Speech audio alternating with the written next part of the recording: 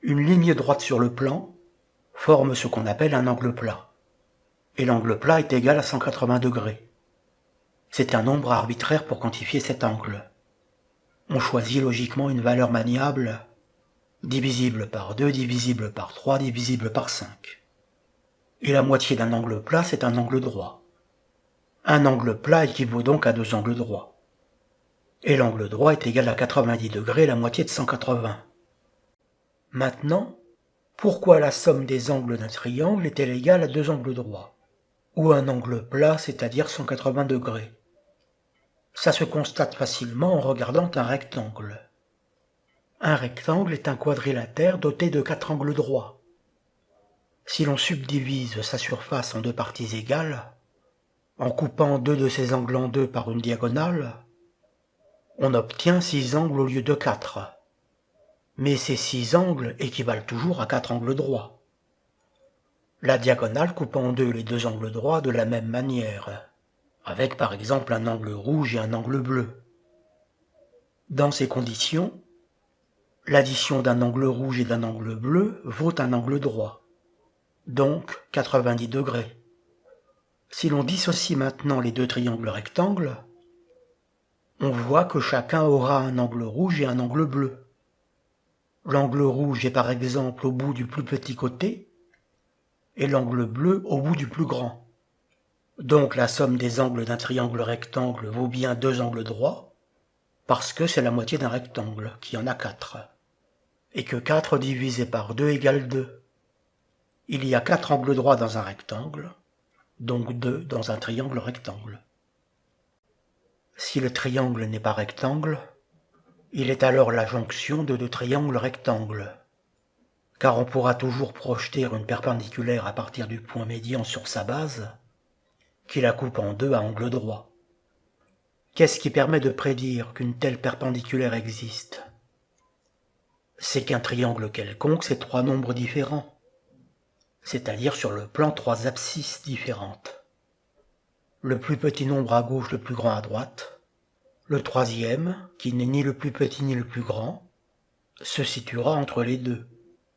Il est donc certain qu'en orientant correctement un triangle quelconque, on puisse projeter une perpendiculaire à partir de son point médian, qui tombera sur sa base à angle droit. Comme il y a 2 triangles rectangles, il y a 4 angles droits, puisqu'on vient de voir qu'il y en avait 2 dans un triangle rectangle, mais comme on a créé artificiellement 2 angles droits avec cette perpendiculaire sur sa base, on enlève 2 de 4, et 4 moins 2 égale 2. Donc si le triangle est rectangle, la somme de ses angles est égale à 2 droits parce que 4 divisé par 2 égale 2, c'est la moitié d'un rectangle.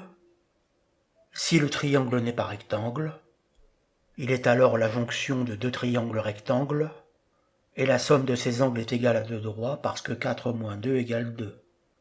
Donc soit 4 divisé par 2, soit 4 moins 2. Dans tous les cas, on obtient 2. Si l'on demande à quelqu'un qui n'a jamais fait de mathématiques, pensez-vous qu'une surface, divisée par des lignes horizontales et verticales, va être modifiée si on la divise par des lignes obliques? Il va vous répondre non, et va même se demander si vous ne le prenez pas pour un idiot. Aucune surface n'est modifiée par une subdivision. Que ce soit une pizza, une feuille de papier ou un champ, la découpe ne change pas la surface totale. En simplification extrême, c'est ça le théorème de Pythagore.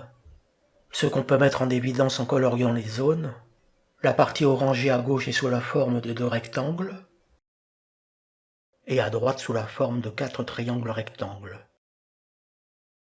Si les parties orangées sont égales de part et d'autre, les parties bleues le sont également. A2 plus B2 égale C2. On part d'un triangle rectangle, on appelle A le côté vertical, B le côté horizontal, et C le côté oblique, c'est l'hypoténuse. Les 2 côtés A et B forment un angle droit, c'est-à-dire un angle de 90 degrés. L'angle droit bout à 90 degrés, comme dit la plaisanterie populaire. L'hypoténuse est le côté opposé à l'angle droit. On duplique ce triangle, et on le relie au précédent par l'hypoténuse. On obtient donc un rectangle. Sa surface est AB, c'est-à-dire A multiplié par B. Par simplification, on dit AB en mathématiques. On comprend pourquoi on dit triangle rectangle. Parce qu'il est issu d'un rectangle, c'est la moitié d'un rectangle. Donc la surface du triangle rectangle, c'est la moitié du rectangle. Comme le rectangle a pour surface AB, le triangle rectangle dont il est issu a pour surface AB sur 2. Et 2 fois AB sur 2 égale AB. 2 fois la moitié de quelque chose est égal à ce quelque chose. Maintenant on duplique ce rectangle. La surface des deux rectangles est donc égale à 2AB, ainsi que la surface des 4 triangles rectangles qui en résulteraient. 2AB c'est donc la surface des deux rectangles ou des 4 triangles rectangles. Maintenant on aligne la largeur du deuxième rectangle sur la longueur du premier. Et l'on complète les surfaces pour former un carré. Ce carré a pour côté A plus B. Et l'on voit qu'A plus B au carré est égal au carré de côté A, donc A2, plus le carré de côté B, donc B2, plus les deux rectangles rangés, donc 2AB. C'est-à-dire A2 plus 2AB plus B2.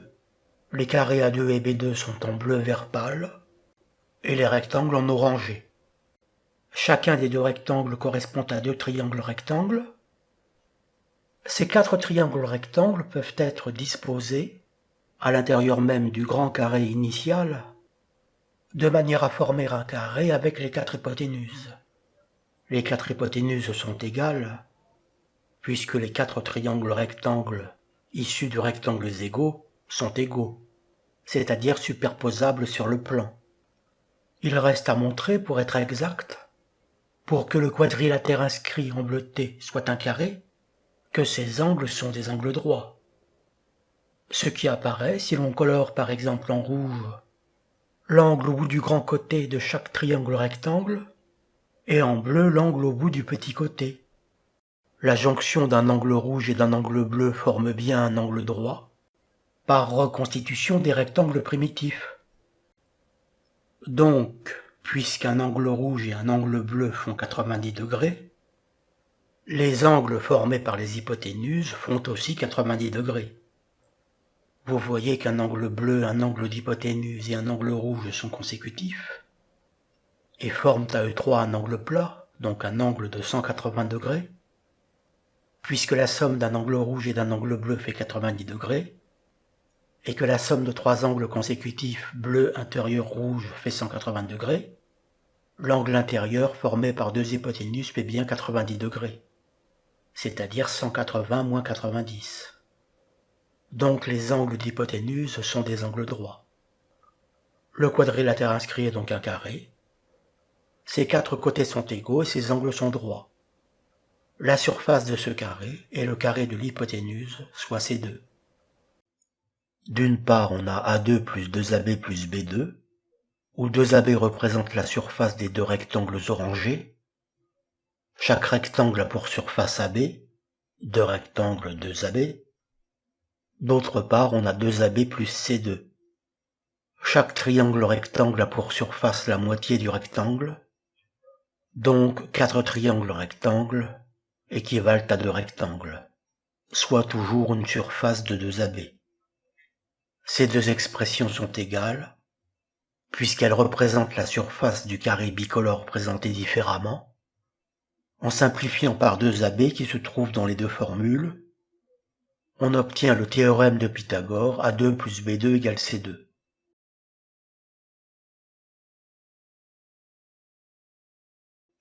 A2 collé au triangle rectangle se superpose parfaitement dans un carré bicolore. B2 collé au triangle rectangle se superpose parfaitement dans un carré bicolore. C2 collé au triangle rectangle se superpose parfaitement dans un carré bicolore.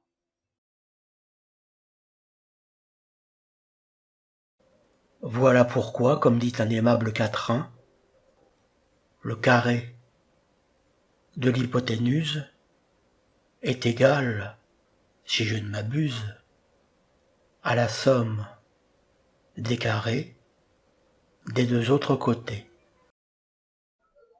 Une des applications de ces théorèmes est par exemple le calcul de la distance de l'horizon. On considère une personne de hauteur h, d est la distance de visibilité à l'horizon. À partir de d, le sol disparaît du fait de la courbure, r étant le rayon de la Terre. On prend une sphérécité parfaite pour modéliser les calculs, ce qui va nous donner un ordre de grandeur. Dans ces conditions, on a un triangle rectangle. Les deux côtés de l'angle droit sont R et D, l'hypoténuse est R plus H. Le théorème de Pythagore va exprimer une relation entre les deux variables D et H. H la hauteur de la personne qui regarde et D la distance à l'horizon, R étant une constante connue. On applique donc la formule, ce qui donne R2 plus D2 égale R plus H au carré. On développe R plus H au carré. On a vu que A plus B au carré est égal à A2 plus 2AB plus B2. On adapte la formule, on remplace A par R et B par H, ce qui donne R2 plus 2RH plus H2. On voit qu'on a R2 de chaque côté, donc on le supprime de part et d'autre pour simplifier l'écriture, ce qui donne D2 égale 2RH plus H2, d'où D égale racine carrée de H2 plus 2RH. Cela signifie qu'une personne dont les yeux sont à une hauteur h du sol a devant elle une distance d de vue à l'horizon. On voit que h est négligeable par rapport à r, d'autant plus qu'il y a des variations possibles de plusieurs mètres, suivant le nombre retenu pour le rayon de la Terre. Mais il faut absolument renseigner h correctement, car si h égale 0, d égale 0. Ce qui est logique, pas d'horizon sans hauteur de visibilité. À partir de là, on peut faire un petit programme en C++, en faisant évoluer h centimètre par centimètre dans une boucle, pour voir progresser la distance d'horizon.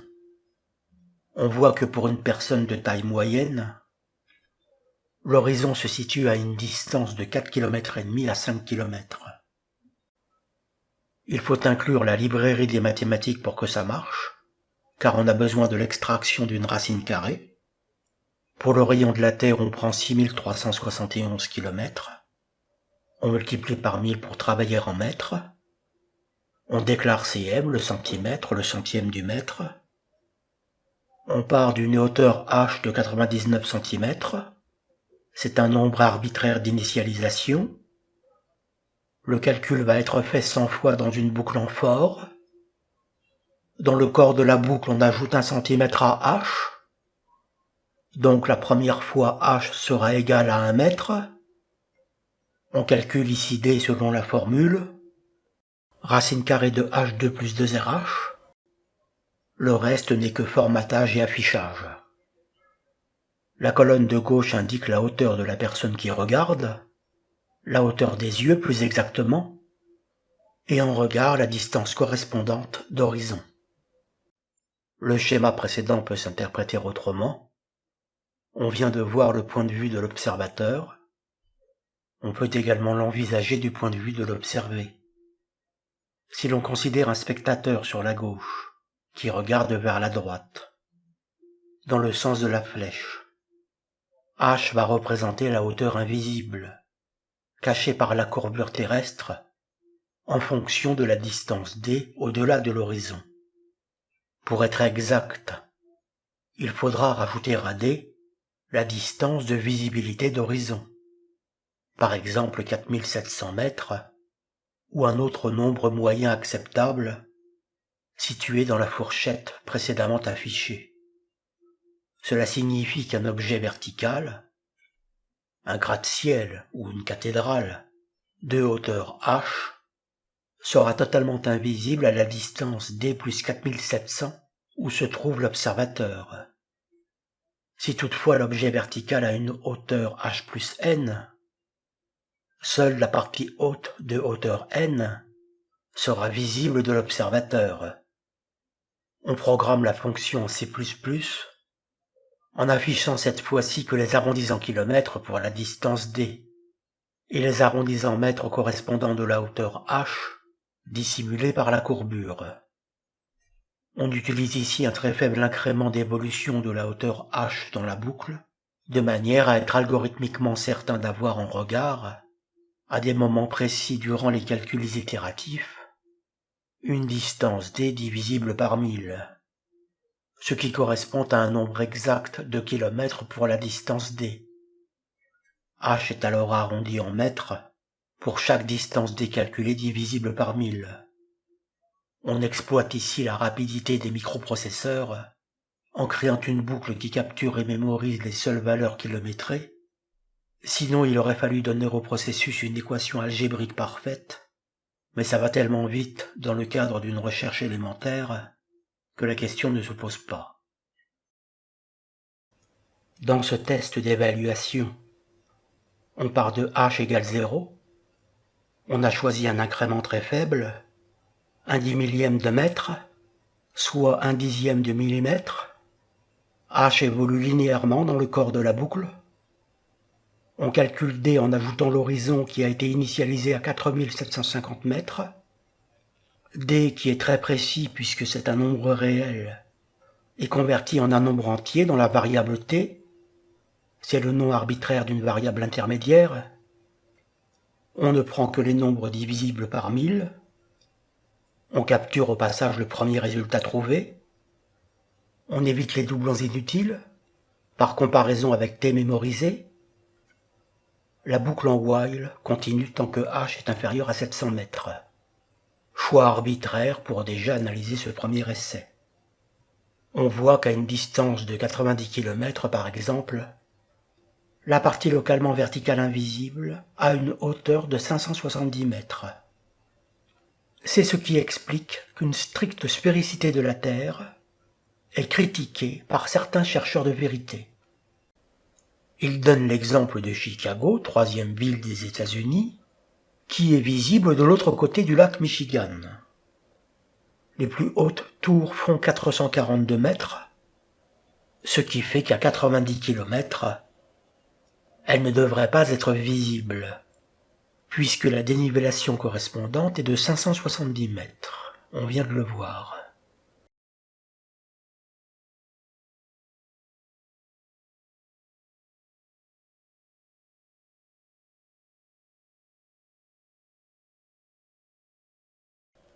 On nous explique que c'est un mirage.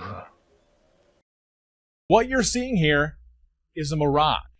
Ce que vous voyez ici est un mirage. You typically would not be able to see this from the Lake Michigan. D'habitude, vous ne pourriez pas voir ceci depuis le bord du lac Michigan. Sure, we talked about this last night. Bref, nous en avons parlé hier soir. Conditions are right on the lake.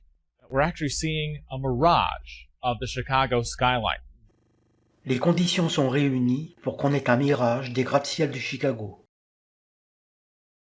Un autre mirage occasionnel, au moment du coucher du soleil, est l'ombre chinoise du pic du Canigou, qui est haut de 2784 mètres, et qu'on arrive parfois à voir de la commune d'Allo, à une dizaine de kilomètres de Marseille, ce qui fait à vol d'oiseau plus de 260 kilomètres. Le pic du Canigou, qui est un sommet célèbre, se situe dans les Pyrénées, au sud-ouest de Perpignan, et avant Carcassonne en abscisse. Si l'on reprend l'algorithme en C++ précédent, en tenant compte du fait que l'observateur est à 310 mètres du sol, ce qui fait que l'horizon est à une distance de presque 63 km, 62 850 mètres pour être exact, selon l'équation antérieurement développée, en choisissant une fourchette de calcul allant de 2000 mètres à 4000 mètres de disparition de courbure terrestre, ce qui correspond à une partie invisible allant de 2 à 4 km, on voit qu'à une distance de 263 km, qui est le nombre exact avancé par les réalisateurs de l'expérience, la partie cachée est haute de 3143 mètres, ce qui est supérieur à la hauteur du pic du Canigou, qui est de 2784 mètres. Le massif du Canigou ne devrait donc pas apparaître du tout dans ces conditions, puisqu'il est à plus de 350 mètres de dénivellation. Certains expliquent rationnellement cette illusion d'optique, d'autres concluent que le rayon de la Terre est faux. Ici, on voit le coucher du soleil en accéléré. Un lien dans la description de cette vidéo vous renvoie au film d'origine. On voit apparaître petit à petit le massif du Canigou. Je fais ici un arrêt sur image. Le pic du Canigou et le sommet à droite que j'indique par une flèche.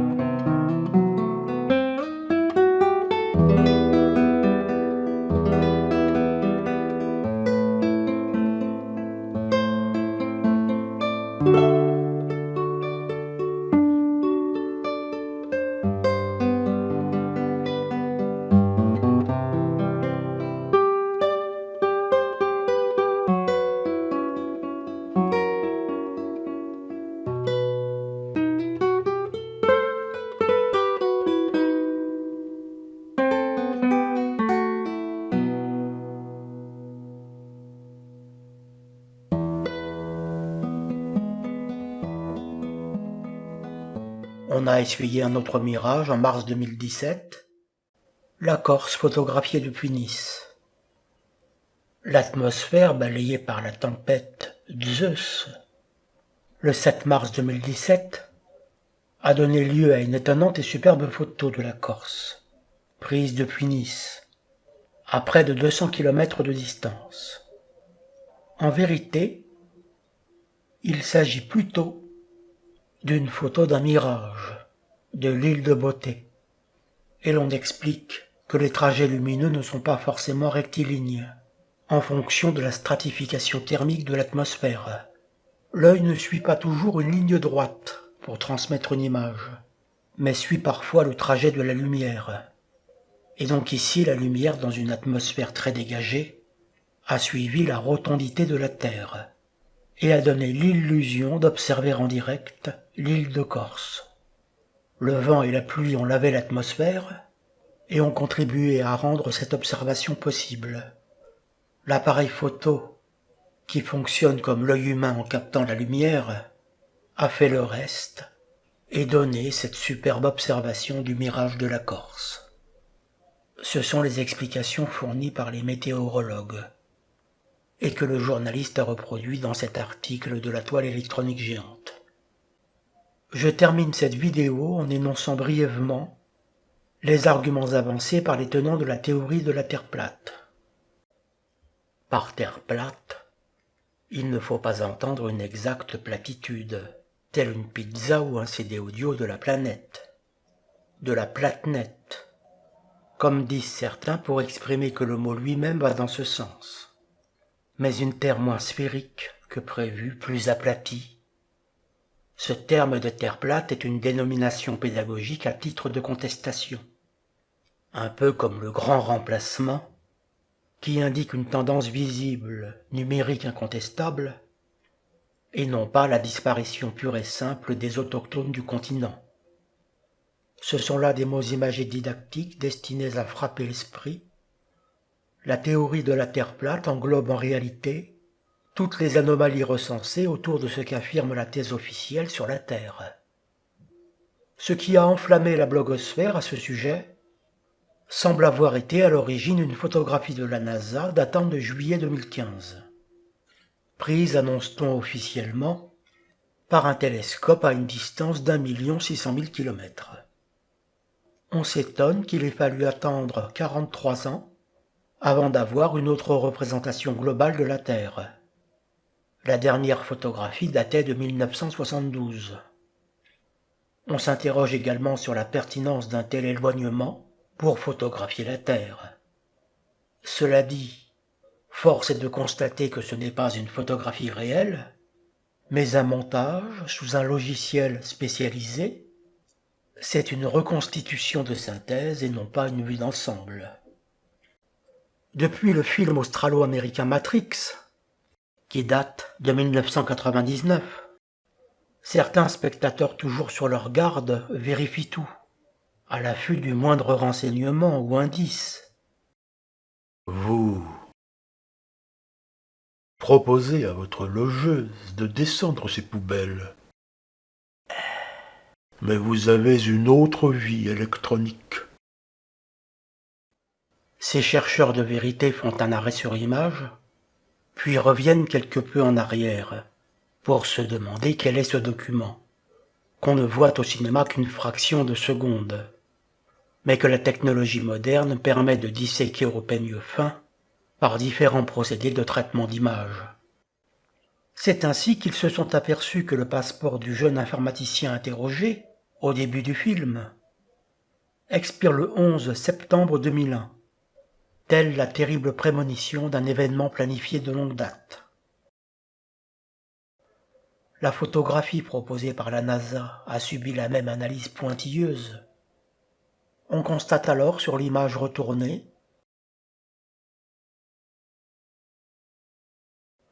la présence du mot sexe en blanc nuagé, ce qui a fatalement et légitimement alimenté la controverse.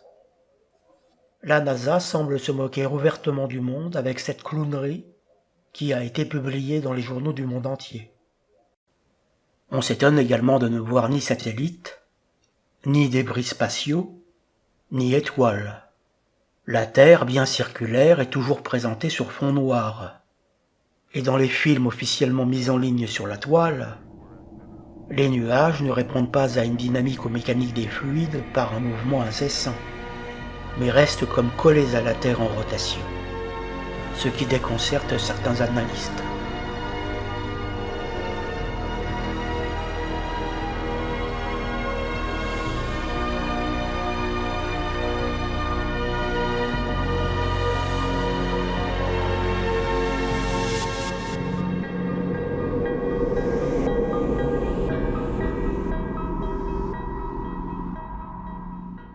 Une autre bizarrerie qui interpelle est que le premier homme de l'espace, Youri Gagarin, en avril 1961, n'a pas rapporté de son voyage spatial de photographie de la Terre. Il a oublié son appareil photo. Un oubli fâcheux. Il en résulte qu'à ce jour, en 2017, nous n'avons aucune photographie globale réelle de la Terre. Nous n'avons que des images reconstituées en laboratoire par fragments accolés. De là à penser que si nous n'avons pas de photographie globale réelle de la Terre, c'est que nous ne pouvons pas en avoir, à la manière du poisson qui, piégé dans son aquarium, ne peut pas en sortir pour avoir une vision d'ensemble de son habitacle, et ne pourrait le reconstituer que sur la base de représentations fragmentaires intérieures. Il n'y a qu'un pas que certains franchissent sans complexe.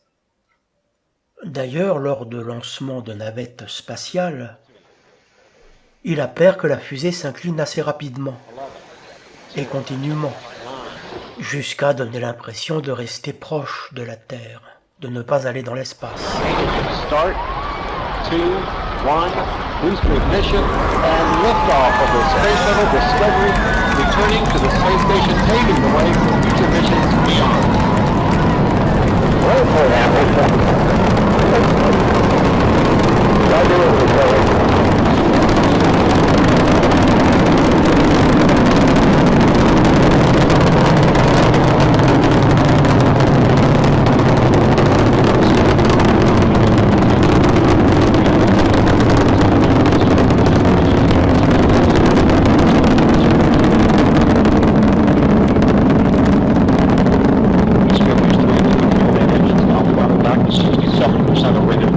Reducing the stress on the shuttles and breaks through the sound barrier.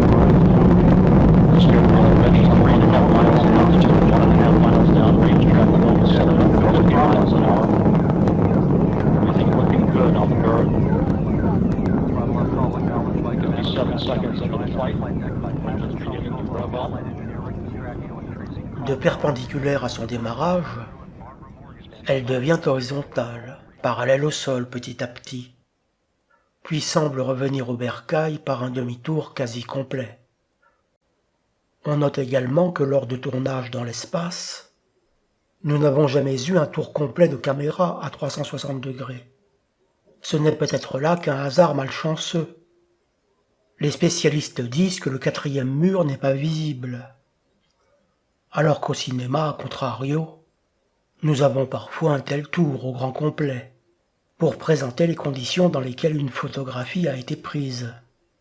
On montre le cliché et le photographe en train d'œuvrer dans un panorama circulaire total. Par exemple, dans le film intitulé Unknown, littéralement inconnu, mais titré Sans identité en français, qui date de 2011, une photographie restreinte semble montrer une scène qui s'avère bien différente en élargissant le champ de visibilité.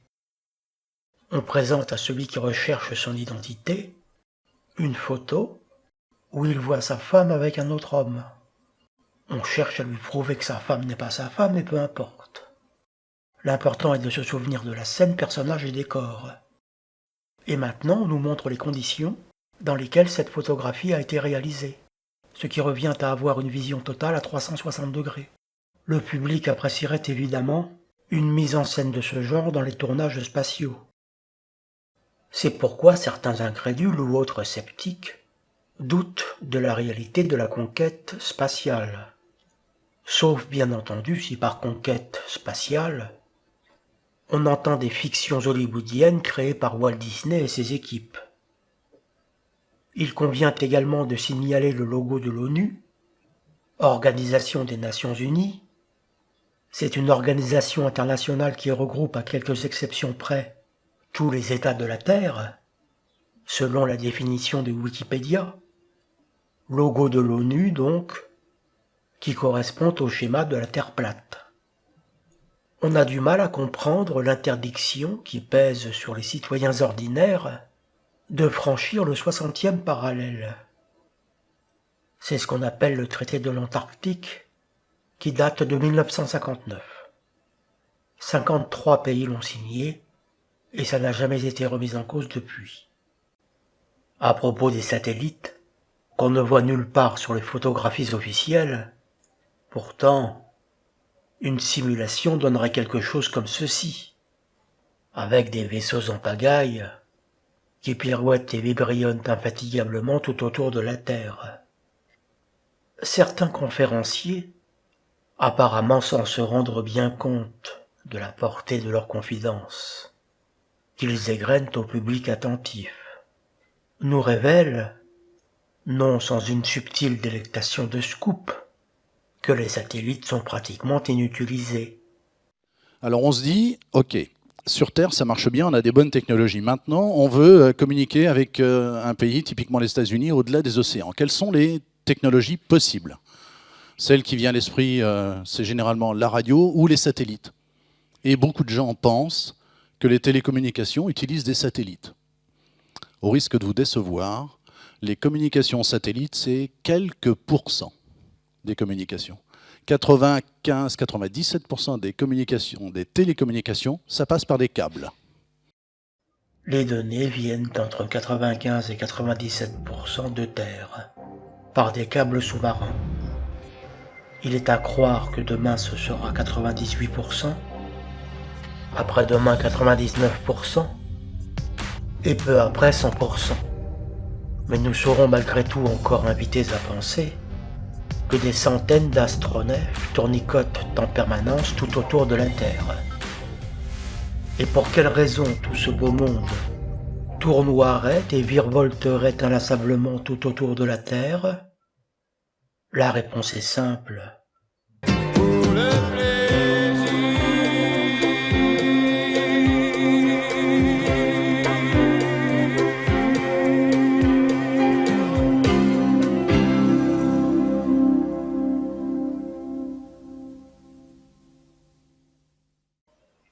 Il y a aussi cette représentation de la Terre, publiée en janvier 1907, dans le Pacific Commercial Advertiser, journal publicitaire commercial du Pacifique, qui montre la Terre entourée de continents assez grands inconnus. Was this world map made 10 centuries ago? Cette carte du monde a-t-elle été réalisée il y a 10 siècles? Ce croquis peut certes faire sourire, mais on se garde bien aujourd'hui de poser ce genre de questions sur la place publique, car elle induirait que nous ne connaissons pas la Terre en totalité.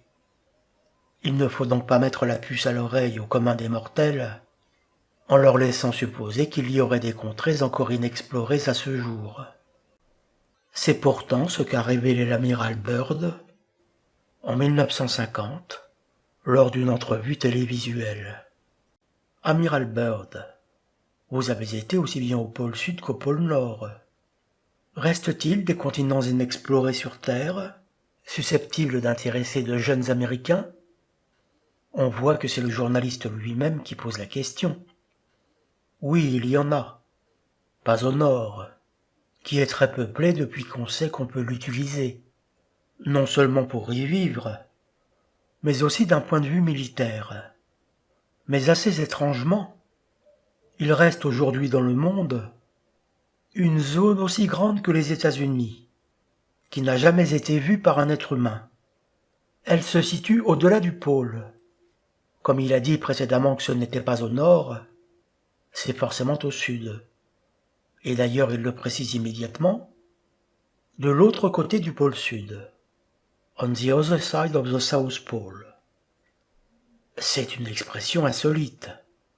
Mais si, par exemple, hypothèse envisagée par certains analystes, on appelle pôle sud l'équateur, et que le graphique usuel de la Terre ne constitue en réalité que l'hémisphère nord, alors cette formule inattendue prend tout son sens.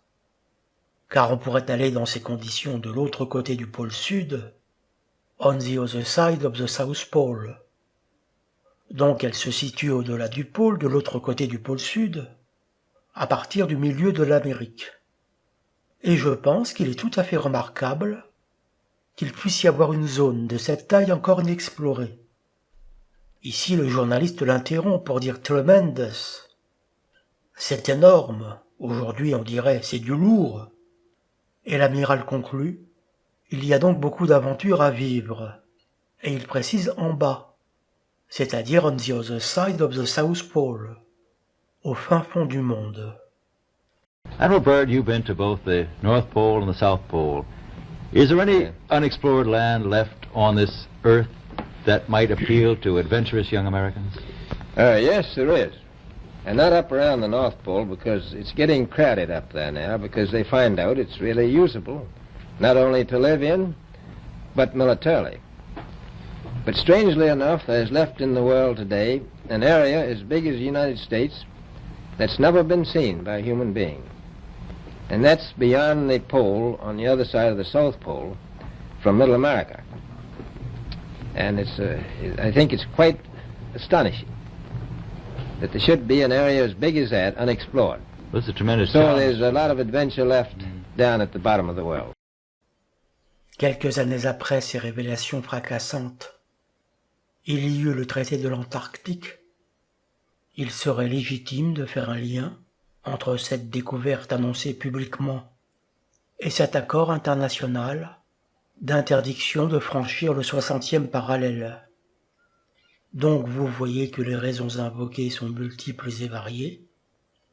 La photo de la NASA en juillet 2015, l'absence de satellites, de débris spatiaux et d'étoiles sur les photos officielles, le retour de Yuri Gagarin sans photo de la Terre, ce qui fait que nous n'avons aujourd'hui aucune photo globale réelle de la Terre, l'horizon visible parfois trop lointain par rapport aux rayons de la Terre, le lien incompréhensible de Walt Disney avec la conquête spatiale, aucun tour complet de caméra à 360 degrés dans l'espace, le logo de l'ONU qui correspond au schéma de la Terre plate, le traité de l'Antarctique signé en 1959, les satellites inutilisés, toutes les données sont terrestres, l'éventualité de continents inconnus en janvier 1907 et l'entrevue télévisuelle de l'amiral Byrd qui annonce l'existence d'une zone inexplorée de la taille des États-Unis. Ces arguments, bien que de valeur inégale, et dont certains ne sont donnés qu'à titre indicatif, entend simplement qu'ils sont utilisés par certains commentateurs, et que je soumets à votre sagacité et votre sens critique aiguisé.